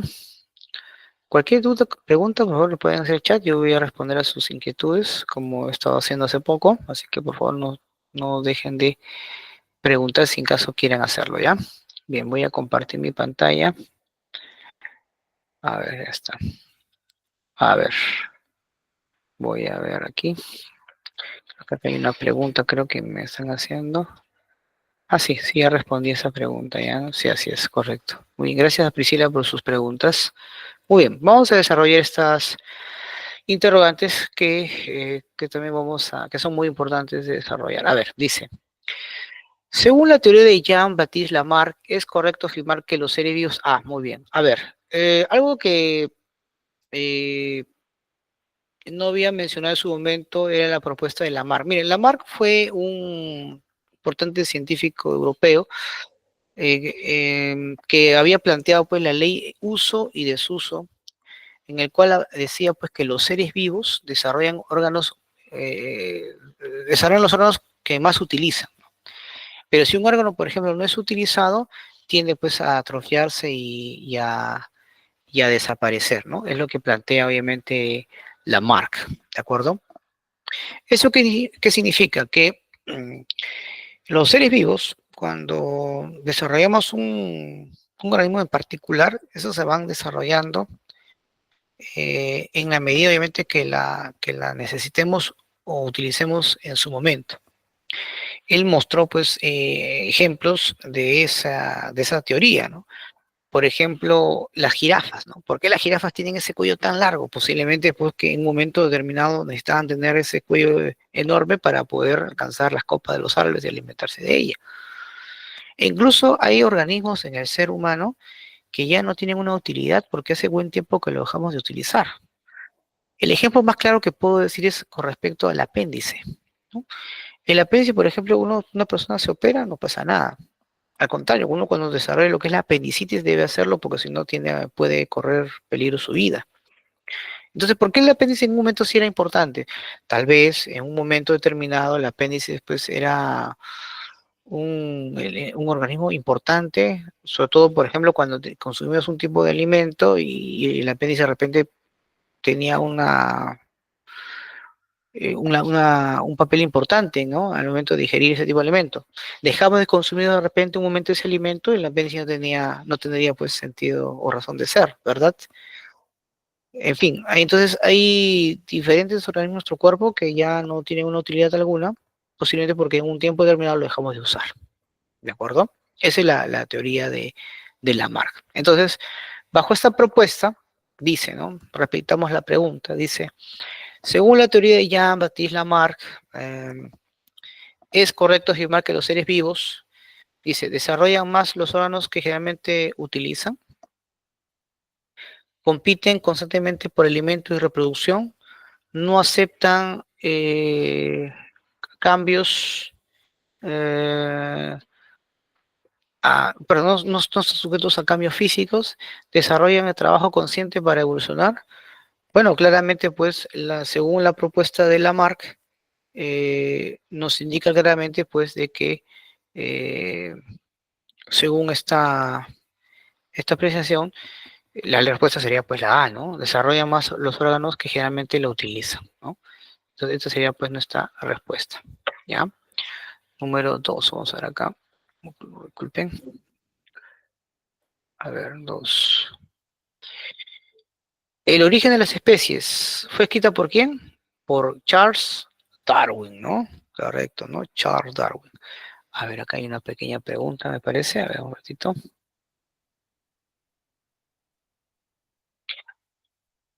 Dice, no heredan las caracteres adquiridos por sus progenitores. No, la teoría de Lamarck no va por ese lado. Eh, Lamarck claramente menciona pues que aquellos organismos que son utilizados más se desarrollan y aquellos que no se van atrofiando, ¿no? En la E dice, no heredan las características adquiridas por los progenitores. Y en realidad, pues, digamos, algo que sí es demostrable es que sí desarrollamos en cierta medida algunas, algunas características de nuestros padres o abuelos, ¿no? Por ejemplo, lo que es el temperamento. El temperamento es hereditario. Lo mismo puede ser algunos rasgos físicos, ¿no? Como el caso de los ojos, el color de piel, la textura del cabello, etcétera, ¿no? Entonces, sí, sí, claro, por supuesto que siempre hemos heredado o seguiremos heredando de nuestros padres, ¿no? Siempre compartimos, pues, de los cromosomas de nuestros padres, ¿no? Muy bien. La 2 sería, pues, la A, ¿no? Darwin, ¿no? Darwin es el que acuña o escribe este importante libro, ¿no? El origen de las especies, por medio de la selección natural. Muy bien, la número 3. Muy bien, gracias por tu aporte, Priscila. A ver, sigamos. Número 3 dice. A ver, a ver. Una característica fundamental que diferencia al género Homo de los australopithecus es que eran bípedos, pues no, todos eran bípedos, así que no es la respuesta. Eran nómadas, todos eran nómadas en su momento. Se movilizaban en grupos, eran gregarios. ¿Qué es un ser gregario? Un ser social, ¿no? Y por lo general, pues somos seres sociales. Pero la característica que diferencia al Homo, a los australopithecus del resto de los homínidos es que no producía herramientas, ¿no? El primero en utilizar herramientas va a ser el Homo habilis, ¿ya? Muy bien, listo. Continuamos entonces. 5 dice, la característica principal del Neolítico es que en dicho periodo el hombre, ¿no? Bueno, los primeros entierros se dieron con el Neanderthalensis, Paleolítico Medio. Fabricó las primeras herramientas el Homo habilis, Paleolítico Inferior. Inició el uso del fuego, el Erectus, Paleolítico Inferior. Pero nómadas pues eran todo lo que era el Paleolítico, ¿sí o no? En cambio, el desarrollo de la producción agrícola y la revolución urbana se va a dar pues en el Neolítico, ¿ya? Muy bien. 6. Dice, complete adecuadamente el siguiente frase. Los hombres del periodo neolítico se organizaban en el periodo neolítico, ¿cómo se organizaban? En tribus, ¿verdad? Entonces acá sería ya tribus, sería la D o la E ya. Y tenían como forma de vida, ya, entonces eran sedentarios, por lo cual empezaron a tener pues las primeras aldeas, ¿no? Entonces eran tribus y sedentarios. Entonces la respuesta sería la letra D. Muy bien. Vamos a la número 7. Dice, la teoría de la evolución se basa, según Darwin, en dos principios. ¿Se acuerdan de esos dos principios? La selección natural y la variabilidad de las especies. ¿Ya? Muy bien. Entonces, esa sería nuestra respuesta, ¿no? La 7, la E. Bien. La 8. El Pithecanthropus. Este es interesante. El Pithecanthropus es una especie del Erectus. Lo que pasa es que el Erectus, aparte de conocer el fuego, fue el primero en salir fuera de África y viajó obviamente a la isla de Java y también viajó hacia Asia, específicamente en China, ¿no? Y bueno, en este caso habían dos tipos, ¿no? Uno de ellos era el Pithecanthropus, por ejemplo, ¿no? Que era obviamente una especie de que deriva obviamente del Homo erectus, ¿no? Y en este caso, pues, el otro era pues el Sinanthropus, ¿no? El Sinanthropus es el que se establece en China y el Pithecanthropus es el que se establece en la isla de Java, ¿no? Entonces la respuesta sería la 8, la B, ¿ya? Muy bien. 9, vamos a ver acá la 9. Dice, ahí está, esta es la Venus de Duesenford, encontrados en Alemania. Miren, ese es obviamente, de hecho es una figura de una mujer, ¿verdad? Dice, la siguiente imagen es una estatuilla con la figura de una mujer representada por las bandas del Paleolítico. Ya. En este caso, eh, ¿qué representa esta imagen? ¿Te acuerdan que había mencionado el tema de la fertilidad? Entonces, de hecho, pues no puede ser la A, no puede ser la B, sino la respuesta es la letra E, ¿no? Ahora, ¿por qué ellos representaban la fertilidad femenina? Porque las mujeres son las únicas que pueden procrear. El hombre se dio cuenta, obviamente, de esa fascinación que tienen las mujeres de poder procrear, ¿no? Y con el tiempo eso lo van a incluso tomar como, como algo tan importante que va a haber un momento en el cual el hombre va a divinizar a la mujer. Las primeras deidades son obviamente deidades femeninas. Ya cuando se impone el patriarcado es donde las deidades femeninas van a tener poca relevancia y se van a imponer deidades masculinas, ¿no?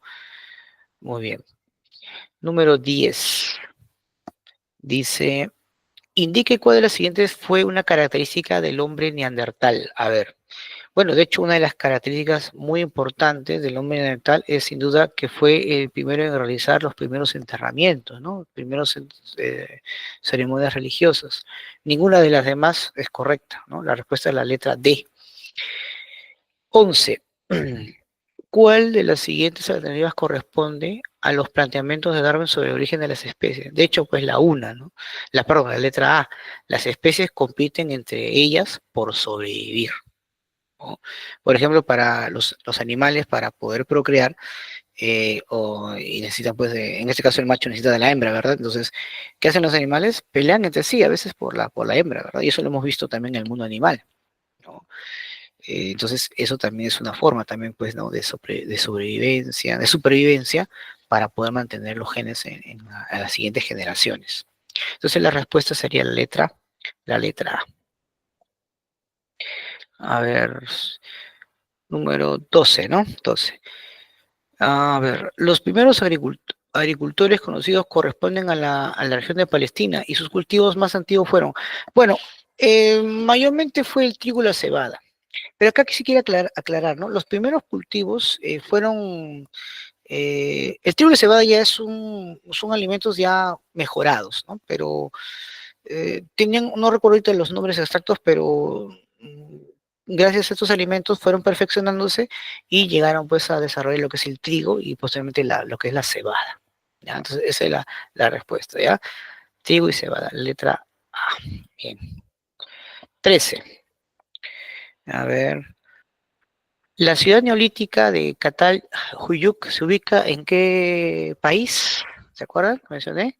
¿Se acuerdan que les mencioné? Turquía, ¿verdad? Muy bien. Y 14. Indique cuál de las siguientes expresiones culturales no corresponde con los avances alcanzados en el Neolítico. Bueno, en este caso, las pinturas de Altamira, ¿no? Que fue en el periódico, en el Paleolítico superior, ¿no? Las demás todas pertenecen al Neolítico o el Mesolítico, ¿no? Ciudad de Jericó, Neolítico. Stonehenge, Mesolítico. Palafitos, Neolítico. Vasos en componente de cerámica, ya totalmente finales del Neolítico, inclusive, ¿no? Ya. Entonces la única respuesta es la pintura Altamira que es se encuentra en España y es del Paleolítico. ¿Ya, chicos? Muy bien. Listo. Perfecto. Bien. Bien. Para finalizar, jóvenes, y bien, gracias por su tiempo, vamos ahora a hablar sobre el sistema planetario, ¿ya? Para ello voy a compartir mi pantalla. Pero no sé si por acá lo pueden ver, ya está. Correcto, ahí está. Bien. Entonces se puede ver, ¿no? Ya está. Ok, listo. Bien, miren, cuando hablamos del sistema planetario, pues obviamente es un sistema de los tantos que hay en la galaxia, en el cual pues tenemos a una estrella, que es el Sol, y, y que esta a su vez está rodeada por a través de una órbita elíptica por 8 planetas. No, ya no son 9, sino son 8, ¿no? La que ha sido más bien, eh, aislada como planeta va a ser Plutón, ¿no? Actualmente desde 2006 ya Plutón no es considerado un planeta, ¿no? Sino más bien un planetoide. Ahora mencionaré por qué más adelante. Bien, entonces eso es lo que consideramos pues el sistema solar. ¿Dónde está ubicado exactamente nuestro sistema solar? Está pues en el brazo de Orión, en la cual pues pertenece a la Vía Láctea, ¿de acuerdo? A la Vía Láctea. Muy bien. Ahora, muchos de repente verán, profesor, ¿y cuáles son los orígenes? ¿Cuáles son estas teorías que nos dan a conocer un poco acerca am, esto lo voy a cerrar, de cómo se ha formado, se ha creado pues el sistema solar? Vamos a ver acá. Hay algunas teorías, ¿no? Miren, para empezar, el sistema planetario está compuesto por el Sol. Según la Unidad Astronómica Internacional, está dividida pues en lo que es el Sol, que es nuestra estrella, por planetas. En este caso, hay dos tipos de planetas, ¿no? Los planetas interiores, mayormente rocosas, pequeñas, con pocos satélites. Luego están los planetas exteriores o gaseosos, que sí tienen muchos satélites, ¿no? ¿Cuáles son estos planetas? Tenemos pues a la Tierra, Mercurio, Venus, Marte. ¿Cuáles son los planetas gaseosos? Júpiter, que es el más grande, Saturno, Uranio, Neptuno, ¿no? Luego está compuesta por los satélites. En el caso de la Tierra tiene un satélite que es la Luna, ¿verdad? Um, está compuesta también el sistema planetario solar por asteroides, meteoros, cometas y los demás planetas enanos o planetoides, como es el caso de Plutón, como es el caso de Mike, Halmea, Eris, ¿no? Etcétera, ¿no? Muy bien. Ahora, hay varias teorías, ¿no? Voy a mencionar dos principalmente por la cual nos indican el origen del sistema planetario solar. Una de ellas es la llamada teoría de la nebulosa, ¿no? Cuyos principales promotores de esa teoría es el filósofo Emmanuel Kant y Pierre Laplace, ¿no? Pierre Laplace. ¿Qué dice la teoría nebulosa? Bueno, he mencionado pues de que de una nebulosa redonda y caliente, ¿no? Que giraba cada vez más rápido, se va a desprender en anillos de gases, ¿no? Que formaron pues los planetas y los satélites, ¿no? La masa central pues formó el Sol. Pero la teoría más aceptada ahorita desde 1993 es la llamada hipótesis de la nube de polvo. Es una nube de polvo en rotación, menciona esta teoría, el cual pues se formó en el centro, mientras que el resto de la nube se rompe en remolinos, chocando entre sí. Los planetas y satélites aquí se van informando por condensación gradual de la materia. Justamente por eso es que existen dos tipos de planetas, ¿no? Los interiores rocosos y los gaseosos, que son los que obviamente se van a ir alejando, ¿no? Del Sol. ¿Ya? Entonces, estas son, digamos, las teorías más importantes con respecto, ¿no? La última es la que obviamente va a destacar más, ¿no? La famosa teoría, en este caso, la, la teoría de la nube de polvo, ¿ya? Esto, de hecho, es importante que lo tengan presente. Profesor, ¿y quién lo va a formular? Bueno, lo va a formular, pues, en este caso, von Bill Sacker, ¿no? Bill Sacker, ya por 1993, ¿ya? Por si acaso, así que por ahí quieren conocer un poco más de esa teoría. Bien, a ver, continuamos un ratito. Aquí, por ejemplo, están los planetas que les había mencionado, ¿no? Según pues la Unidad Astronómica Internacional está dividido en estas tres, ¿no?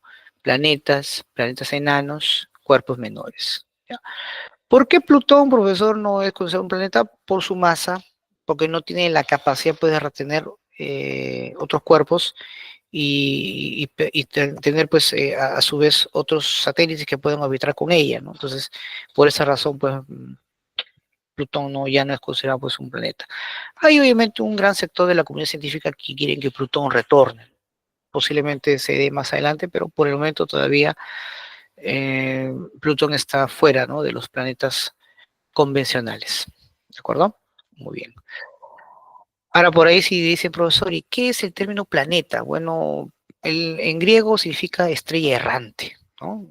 Eh, Pero obviamente no es una estrella, ¿no? Podría ser considerado un astro, ¿no?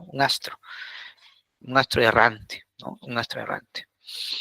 Ahora, una de las características de los planetas es que son astros que obviamente no tienen luz propia, que giran alrededor del Sol, ¿no? Y, bueno, no han limpiado dice, su órbita. Y interesante, pues, que giran en sentido antihorario, ¿no? De este a oeste. Los únicos planetas que no giran en sentido antihorario, por eso se dicen planetas retrógradas, es en el caso de Venus y Urano. ¿De acuerdo? Muy bien. ¿Cuáles son los planetas interiores y exteriores? Ya, tenemos, por ejemplo, el más cercano, en este caso, al Sol. Aquí vemos, por ejemplo. ¿Cuál es ese planeta, profesor, que está el más cercano al Sol? ¿Cuál podría ser ese planeta que está bien cercano al Sol? ¿Alguien por ahí? Mercurio, ¿sí o no? Claro, Mercurio, luego le sigue Venus, la Tierra y Marte.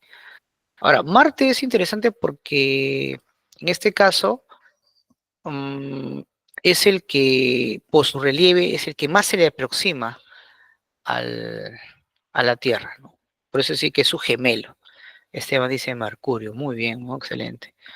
Ahora, la lógica nos dice que si Mercurio es el planeta pues más cercano al Sol, por lo tanto pues debe ser en el cual la temperatura pues sea mucho más alta, ¿verdad? Pero no, curiosamente la que tiene más alta temperatura es Venus, es la más ardiente, por así decirlo, porque ahí pues, porque tiene una atmósfera, a diferencia de Mercurio que no tiene, pero es porque justamente ahí se concentra, ¿no?, el dióxido de carbono, y eso hace pues que las temperaturas pues sean mucho más elevadas. Eso, por ejemplo, es muy importante destacar, ¿no? Bien. Y estas que están acá, obviamente son una serie de cinturones, ¿no?, que separan los planetas interiores de los exteriores. Ahí ustedes pueden apreciar eso, ¿ya? Sí. Ahora, con respecto a algunas otras características de estos planetas, es que con respecto a los planetas exteriores, de hecho son gigantescos, como ustedes pueden apreciar. Júpiter ese es el que tiene, es el más grande planeta de todos. Y vemos acá también, tienes acá a Saturno, tenemos ¿qué otros planetas pueden ustedes apreciar? Aparte de Júpiter, Saturno, ¿qué otros planetas pueden ustedes apreciar? A ver, tienes pues obviamente a Urano, ¿no? Neptuno, ¿correcto? Muy bien. Justamente ahí pues tiene una cantidad enorme, ¿no?, de satélites, ¿no? Si nosotros juntamos Saturno y Júpiter, pues juntos llegan a tener pues más de 100 satélites, más de 100 satélites.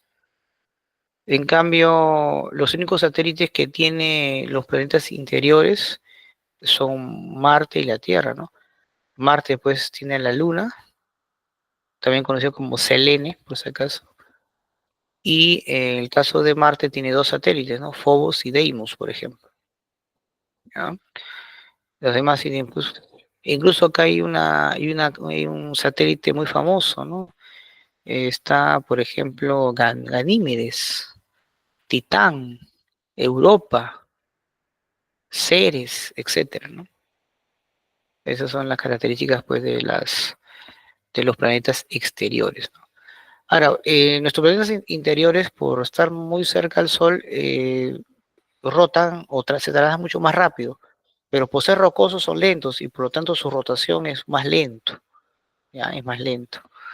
En cambio, los planetas gaseosos que están más alejados del Sol, su traslación es más lento, ¿no? Más lento, pero su rotación es más rápido. ¿No? Por eso es que la diferencia entre día y noche es en este caso mayor inclusive a la traslación, ¿no? Eso también es algo que es interesante siempre tomar en cuenta, ¿no? Con respecto a los planetas, ¿no? Acá, por ejemplo, tenemos algunas características, ¿no? Que nos pueden preguntar en el examen de admisión, ¿no? Por ejemplo, los planetas interiores o rocosos tienen menor volumen y masa, menor gravedad,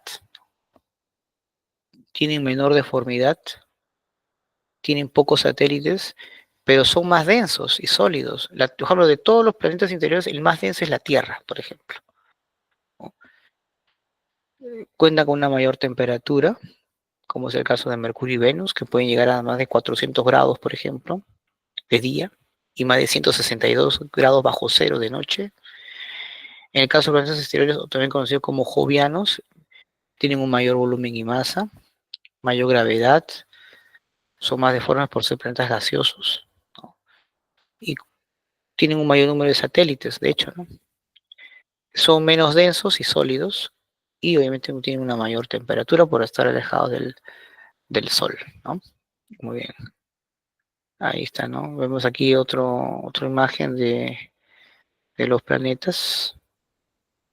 Aquí, por ejemplo, vemos, ¿no? sus satélites, como había mencionado, ¿no? Mira, a la Luna pues se le conoce como Selene, ¿no? Ahora, en el caso del Sol, no sé si por acá lo tenemos, creo que al inicio vamos a ver acá el Sol. A ver, el Sol obviamente, mayormente está compuesta por hidrógeno y helio, mayormente. Justamente el nombre original del Sol es Helios, ¿no? Justamente por la concentración de helio que tiene. Eh, de hecho, pues el Sol está estructurada mayormente por tres importantes elementos, ¿no? Uno de ellos, por ejemplo, tiene que ver con el núcleo del Sol, ¿ya? El núcleo, ya eso es muy importante, en la cual pues tiene una alta cantidad pues, de millones y millones de grados centígrados, ¿no? Tenemos pues a la fotosfera, que es en este caso la parte superficial del Sol, ¿no? La fotosfera. Luego tenemos a la cromósfera, que es la que le da ese color rojizo del Sol. Y por último tenemos pues en este caso, la corona, ¿no? Del Sol. La única vez que se puede ver la cromósfera es cuando hay un eclipse lunar. Y la corona del Sol es cuando hay un eclipse total, donde sí se puede apreciar, ¿no? La aureola o la corona del Sol. La fotosfera sería pues la parte superficial del Sol, ¿ya? Aparte pues tenemos pues las manchas solares, los vientos solares, ¿no? Pero mayormente eso es la que tenemos que tomar siempre en cuenta, ¿no? Con respecto pues a las partes del Sol, ¿ya? Bien chicos, entonces rápidamente vamos a desarrollar las preguntas que están en su esperanza, porque el tiempo también se nos ha ido rapidísimo, ¿ya? Vamos a ver acá. Vamos a hablar sobre el curso de geografía. Voy a compartir su pantalla. Ya está. Un ratito. Ya. Voy a compartir. A ver, creo que sí se puede ver. No, voy a dejar de compartir esto. Y voy a compartir. A ver, un ratito. Voy a compartir mi pantalla. A ver, ¿dónde está? No, este no es. Ya está. Listo. Rápido vamos a resolver esto ya, chicos. Si no, el tiempo también nos está ganando. A ver. Bien, dice, la parte de la estructura solar equivale a la superficie terrestre, ¿ya? ¿Te acuerdas que te había mencionado que era núcleo, fotosfera, cromósfera y corona, ¿verdad? Ya. La fotosfera fue, pues, sería la parte superficial. Entonces la respuesta es la letra B. ¿Ya? Muy bien, fotosfera. Dos, la fusión de hidrógeno que acontece el Sol para que emita luz se acontece ¿dónde? Obviamente en el núcleo, ¿no? Ahí donde se empieza a desarrollar la fusión de hidrógeno. Ya, la letra C. El planeta más grande del sistema solar, ¿se acuerdan? Júpiter, ¿no? ¿Se acuerdan? Júpiter, ¿no? Y es la que tiene, pues, más satélites, más 79 satélites creo que me parece que tiene. 4. Indique los planetas interiores que poseen satélites. Solamente hay dos, la Tierra, la Luna y Marte, que tiene dos, ¿no? En este caso, Phobos y Deimos. Entonces sería la letra D. Ya está. 5, vamos a ver acá. 5, a ver un ratito. Ya está, 5 segundos. ¿Dónde está la 5? Y a ver, acá. Dice, los planetas Marte y la Tierra son conocidos por ser planetas interiores. Ellos presentan como característica predominante, bueno, no tiene una forma esferoide, porque recuerden que no es una esfera perfecta, ¿ya? Eso hay que descartarlo. Pero, por ejemplo, sí son, en este caso, las dos de composición rocosa, ¿no? Eso, por ejemplo, es muy importante. Entonces, la respuesta sería la letra C. B, perdón, 6. Ordene las capas solares desde la parte central a la periferia. Ya. El primero sería el núcleo, ¿no? Dentro del núcleo está la zona radiactiva, o perdón, primero el núcleo, luego tiene la zona radiactiva, luego se encuentra la fotosfera, la cromosfera y por último la corona. Por ende, pues la respuesta sería la letra P, ¿no? 1, núcleo; 2, zona reductiva; 4, la fotosfera; 5, la cromosfera; y 3, la corona, ¿ya? Entonces la letra B. 7. Indique las características que corresponden al Sol. Influye en los diferentes procesos que acontecen en la Tierra, claro, ¿no? El Sol, pues, nos provee energía, la fotosíntesis, etcétera. Así que está correcto. Es una estrella que con aproximadamente 3.000 millones de años, no, el Sol tiene mucho más, ¿ya? Si la Tierra, por ejemplo, tiene 4.600 millones de años, entonces no puede ser el Sol, pues, mucho menor, ¿verdad? Así que descartar las dos. 3. Emite luz gracias a la fusión de hidrógeno que acontece en su núcleo. Correcto. Y se ha formado conjuntamente con los planetas a partir de una nebulosa, lo que dice la teoría. Entonces, también es correcto. Entonces, la respuesta sería la letra E, ¿no? La 1, la 3 y la 4. La letra E. ¿Ya? Muy bien. 8. El planeta más cercano al Sol es, a ver, creo que por ahí lo dijeron en el chat, ¿no? De hecho es Mercurio, ¿sí o no? Muy bien. Y el más denso, ¿se acuerda que mencioné cuál es el planeta más denso? La Tierra, Mercurio y la Tierra. ¿Cuál es la respuesta? La letra E, ¿no? Muy bien, la letra E. 9, vamos a ver la 9 ahora. 9, 9, 9, dice. En el año 2006, la Asamblea General de la Unión Astronómica Internacional excluyó a qué planeta, que ahora lo convirtió en un planeta enano, a Plutón, ¿verdad? Como planeta del sistema solar. Y le dio una, ¿qué categoría? ¿Qué categoría le dio? Vamos a ver acá. Le dio categoría de planeta enano, ¿no? La respuesta a la letra D. Y la número 10, chicos, ya para retirarnos. Dice, indique el planeta que actualmente tiene el mayor número de satélites en el sistema solar. ¿Se acuerdan que les mencioné? ¿Qué planeta? Júpiter, ¿no? 79 satélites aproximadamente. ¿Ya? Muy bien, entonces esa sería, pues, la respuesta, ¿no? La letra A. Correcto. Bien, chicos. ¿Alguna duda, alguna pregunta que quieran hacer con respecto a la clase de hoy? Ahí está Esteban, dice, no, Plutón. Muy bien, Esteban y Piscina, gracias por su participación. ¿Alguna otra inquietud? Eh, sí, la clase, están grabadas. Yo tengo un canal en YouTube, Leiner Cárdenas, y ahí estoy subiendo los videos. de la clase que estamos llevando, no se preocupen. Y las separatas también, obviamente, las estoy enviando. Ujú. Sí, correcto. Muy bien. ¿Alguna otra pregunta de repente que quieran hacer? ¿Ninguna? Bien, correcto. Bien, jóvenes, muchas gracias por su atención, gracias también por la paciencia.